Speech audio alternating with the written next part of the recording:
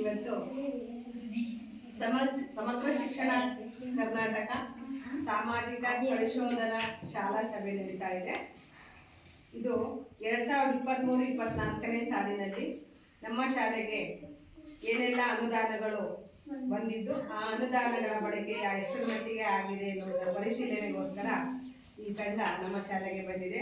ತಾಲೂಕ್ ಪಂಚಾಯತಿಯಿಂದ ಈ ತಂಡ ಬಂದು ಸತತ 3 ದಿನಗಳ ಕಾಲ ಪರಿಶೋಧನೆಯನ್ನು ನಡೆಸಿರ್ತಾರೆ. ಈ ದಿನದ ಕೊನೆಯ ಹಂತ ಶಾಲಾ ಸಭೆ ಅಂತ ಹೇಳ್ಬಿಟ್ಟು ಪರಿಶೋಧನೆ ನಡೆದ ವೇಳೆಯಲ್ಲಿ ಆಗಿರುವಂತಹ ವಿಷಯಗಳನ್ನು ನಿಮ್ಮ ಮುಂದೆ ಮಂಡಿಸಲಿಕ್ಕೋಸ್ಕರ ಈ ಸಭೆಯನ್ನು ಸೇರಿಸಿರ್ತಾರೆ. ಈ ಸಭೆಗೆ ಅಧ್ಯಕ್ಷತೆಯನ್ನು ವಹಿಸಿಕೊಂಡಿರುವಂತಹ ನಮ್ಮ ಊರಿನ ಹಿರಿಯರು, ಗ್ರಾಮಸ್ಥರು ಹಾಗೂ ಪೋಷಕ ವರ್ಗದವರು ಆಗಿರುವಂತಹ ಶ್ರೀಯುತ ದಕ್ಷಿಣಮೂರ್ತಿ ಅವರನ್ನ ಈ ಸಭೆಗೆ ಅಧ್ಯಕ್ಷರನ್ನಾಗಿ ಕಾರ್ಯಕ್ರಮವನ್ನು ಸ್ವಾಗತವನ್ನು ಬಯಸ್ತಾ ಇದ್ದಾರೆ. ಹಾಗೆಯೇ ನಮ್ಮ ಈ ಒಂದು ಪರಿಶೋಧನಾ ಸಭೆಯ ತಾಲೂಕು ಸಂಪನ್ಮೂಲ ವ್ಯಕ್ತಿಗಳಾದಂತಹ ಶ್ರೀಯುತ ರಂಗಪ್ರಸಾದ್ ಅವರು ಕೂಡ ಈ ಸಭೆಯಲ್ಲಿದ್ದು ಈ ಸಭೆಯನ್ನು ನೆರವೇರಿಸಿಕೊಡ್ಬೇಕು ಅಂತ ಕೇಳ್ಕೊತಾ ಈ ಸಭೆಗೆ ಅವರನ್ನು ಹೃತ್ಪೂರ್ವಕವಾಗಿ ಸ್ವಾಗತ. ಹಾಗೆಯೇ ಗ್ರಾಮ ಪಂಚಾಯಿತಿ ಮಟ್ಟದ ಸಂಪನ್ಮೂಲ ವ್ಯಕ್ತಿಗಳಾಗಿರುವಂತಹ ಪದ್ಮ, ಅನ್ನಪೂರ್ಣ, ಧನಲಕ್ಷ್ಮಿ ಅವರು ಕೂಡ ಇದ್ದಾರೆ. ಅವರನ್ನು ಕೂಡ ಈ ಸಭೆಗೆ ಹೃತ್ಪೂರ್ವಕವಾಗಿ ಸ್ವಾಗತಿಸ್ತಾ ಇದ್ದೀವಿ. ಕಸುನಹಳ್ಳಿ ಮತ್ತು ಯಾದಗಟ್ಟ ಶಾಲೆಯ ಸಂಯುಕ್ತ ಆಶ್ರಯದಲ್ಲಿ ನಡೆಸ್ತಾ ಇರೋದು. ಹಾಗಾಗಿ ಕಸುನಹಳ್ಳಿಯ ಶಾಲೆಯ ಮುಖ್ಯ ಶಿಕ್ಷಕಿ ಆಗಿರುವಂತಹ ಶ್ರೀಮತಿ ಚಂದ್ರಿಕಾ ಮೇಡಮ್ ಅವರು ಕೂಡ ಈ ಸಭೆಗೆ ಹಾಜರಿದ್ದು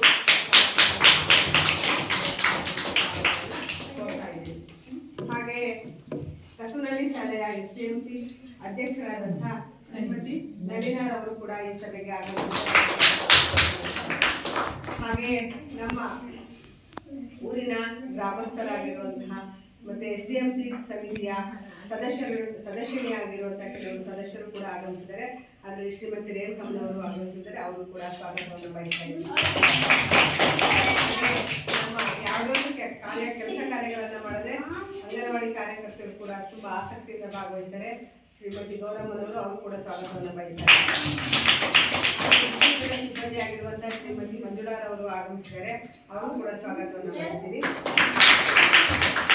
ಕಸುನಹಳ್ಳಿ ಗ್ರಾಮದಿಂದ ಬಂದಿರುವಂತಹ ಕೆಲವು ಪೋಷಕ ವರ್ಗದವರಿದ್ದಾರೆ. ಅವರು ಬಂದರೂ ಕೂಡ ನಮ್ಮ ಹೆಸರು ನಂಜನಮ್ಮ, ಅವರು ಕೂಡ ಸ್ವಾಗತ. ಲಲಿತಮ್ಮ ಅವರು ಕೂಡ ಸ್ವಾಗತ.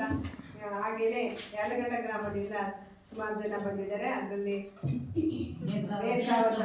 ಸುಮಾ ಅವರು ಕೂಡ ಈ ಕಾರ್ಯಕ್ರಮಕ್ಕೆ ಸ್ವಾಗತವನ್ನು ಬಯಸ್ತೇನೆ. ಹಾಗೆ ನಮ್ಮ ಸಹೋದ್ಯೋಗಿ ಮಿತ್ರರಾಗಿರುವಂತಹ ಶ್ರೀಮತಿ ಅನಿತಾರ್ ಅವರು ಕೂಡ ಈ ಕಾರ್ಯಕ್ರಮದಲ್ಲಿ ಇದ್ದಾರೆ. ಅವರು ಕೂಡ ಸ್ವಾಗತವನ್ನು ನನ್ನ ಸ್ವಾಗತವನ್ನು ಮುಗಿಸ್ತಾ ಇದ್ದೀನಿ.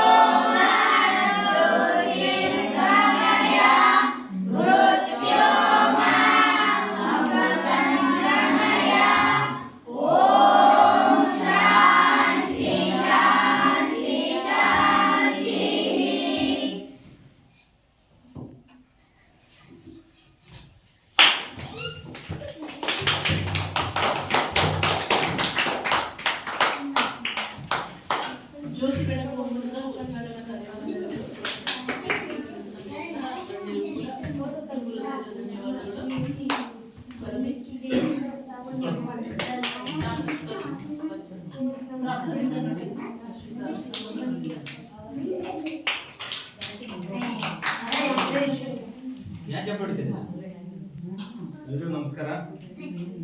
ಈ ದಿನ ಕಡೂರು ತಾಲೂಕಿನ ಸಿಂಗೇರಿ ಗ್ರಾಮ ಪಂಚಾಯತ್ ವ್ಯಾಪ್ತಿಯ ಯರಡಗಟ್ಟ ಮತ್ತು ಕಸರಳಿಯಲ್ಲಿ ಸಾಮಾಜಿಕ ಪರಿಶೋಧನಾಂಗದಲ್ಲಿ ಈ ದಿನ ಸಮಗ್ರ ಶಿಕ್ಷಣ ಕರ್ನಾಟಕ ಅಭಿಯಾನದ ಪೋಷಕ ಸಭೆ ಕೂಡಿದ್ವಿ. ಈ ಸಭೆಯ ಅಧ್ಯಕ್ಷತೆ ವಹಿಸಿಕೊಂಡಿರುವಂತಹ ಈ ಊರಿನ ಹಿರಿಯರಾದಂತಹ ಶ್ರೀಯುತ ದಕ್ಷಿಣಮೂರ್ತಿ ಸರ್ ಅವರೇ, ಹಾಗೆ ಕಸುನಡಿಯ ಮುಖ್ಯ ಶಿಕ್ಷಕರಾದಂಥ ಚಂದ್ರಿಕಾ ಮೇಡಮ್ ಅವರೇ, ಹಾಗೆ ಯರಳಘಟ್ಟ ಶಾಲೆಯ ಶಾಲೆಯ ಶಿಕ್ಷಕರಾದ ಚಂದ್ರಿಕಾ ಮೇಡಮ್ ಅವರೇ, ವಿನೋದ ಮೇಡಮ್ ಅವರೇ,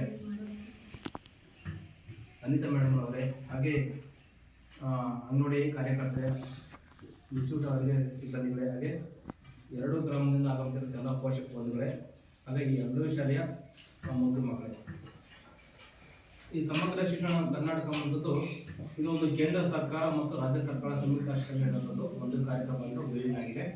ಇದರ ಮೂಲ ಉದ್ದೇಶ ಏನಪ್ಪ ಅಂದರೆ ಪೂರ್ವ ಪ್ರಾಥಮಿಕ ಶಿಕ್ಷಣ ಅಂತ ಹಿಡಿದು 12ನೇ ತರಗತಿವರೆಗೆ ವಿಸ್ತರಣೆ ಮಾಡುವಂಥದ್ದು, ಹಾಗೆ ತರಗತಿವಾರು ವಿಂಗಡಣೆ ಮಾಡಿದ ಸಮಗ್ರವಾಗಿ ಶಿಕ್ಷಣ ಕೊಡುವಂಥ ಉದ್ದೇಶದಿಂದ ಯೋಜನೆ ಜಾರಿ ತಂದಿರುವಂಥದ್ದು. ಇದರ ಮೂಲ ಆಶಯ ಏನಪ್ಪ ಅಂದರೆ ಶಾಲೆಯ ಕಾರ್ಯಕ್ಷಮತೆ ಮತ್ತು ಶಾಲಾ ಫಲಿತಾಂಶ ಹೆಚ್ಚಿಸುವಂಥದ್ದು ಮೂಲ ಆಶಯ ಹೊಂದಿರುವಂಥದ್ದು. ನಿಮಗೆಲ್ಲ ತಿಳಿದಂತೆ ಈ ಸಮಗ್ರ ಶಿಕ್ಷಣ ಕರ್ನಾಟಕ ಬರುವುದಕ್ಕಿಂತ ಮುಂಚಿತ 3 ಯೋಜನೆಗಳು ಯಾವಪ್ಪ ಅಂದರೆ ಸಮಗ್ರ 3 ಯೋಜನೆಗಳಲ್ಲಿ ಒಂದು ಸಮಗ್ರ ಶಿಕ್ಷಣ ಕರ್ನಾಟಕದಲ್ಲಿ ರಾಷ್ಟ್ರೀಯ ಮಾಧ್ಯಮಿಕ ಶಿಕ್ಷಣ, ಟೀಚರ್ ಎಜುಕೇಶನ್ ಆಗಿತ್ತು, ಶಿಕ್ಷಕ ಶಿಕ್ಷಣ ಆಗಿತ್ತು. ಇನ್ನು ಸಮಗ್ರ ಶಿಕ್ಷಣದಲ್ಲಿ ಬರುವಂತ ಪ್ರಮುಖವಾಗಿ ಸರ್ವ ಶಿಕ್ಷಾ ಅಭಿಯಾನ, ಈ 3 ಯೋಜನೆಗಳ ಒಗ್ಗೂಡಿಕೆಯಿಂದ 2018ರಲ್ಲಿ ಕೇಂದ್ರ ಮಾನವ ಸಂಪನ್ಮೂಲ ಅಭಿವೃದ್ಧಿ ಸಚಿವಾಲಯ ಸಮಗ್ರವಾಗಿ ಆದೇಶ ಹೊರಡಿತು. ಅದೇನಪ್ಪ ಅಂದ್ರೆ ಸಮಗ್ರ ಶಿಕ್ಷಣ ಆಗ್ತದೆ. ಅದು 2018ರಲ್ಲಿ ಜಾರಿಗೆ ಬಂದಿರುತ್ತೆ. ಇದು ಮೂಲ ಉದ್ದೇಶ ಏನಪ್ಪಾ ಅಂದ್ರೆ ತರಗತಿವಾರ ವಿಂಗಡಣೆ ಮಾಡದೆ ಸಮಗ್ರ ಶಿಕ್ಷಣ ಕೊಡಬಹುದು. ಆ ಶಿಕ್ಷಣ ಗುಣಮಟ್ಟದಿಂದಿರಬೇಕು. ಹಾಗೆ ಬರುವಂತಹ ಮಕ್ಕಳಿಗೆ ಉಚಿತ ಮತ್ತು ಕಡ್ಡಾಯ ಶಿಕ್ಷಣ ಕೊಡಬೇಕು. ಹಾಗೆ ಸಾಮಾಜಿಕವಾಗಿ ಲಿಂಗ ಅಸಮಾನತೆಗೊಳಿಸಬೇಕು.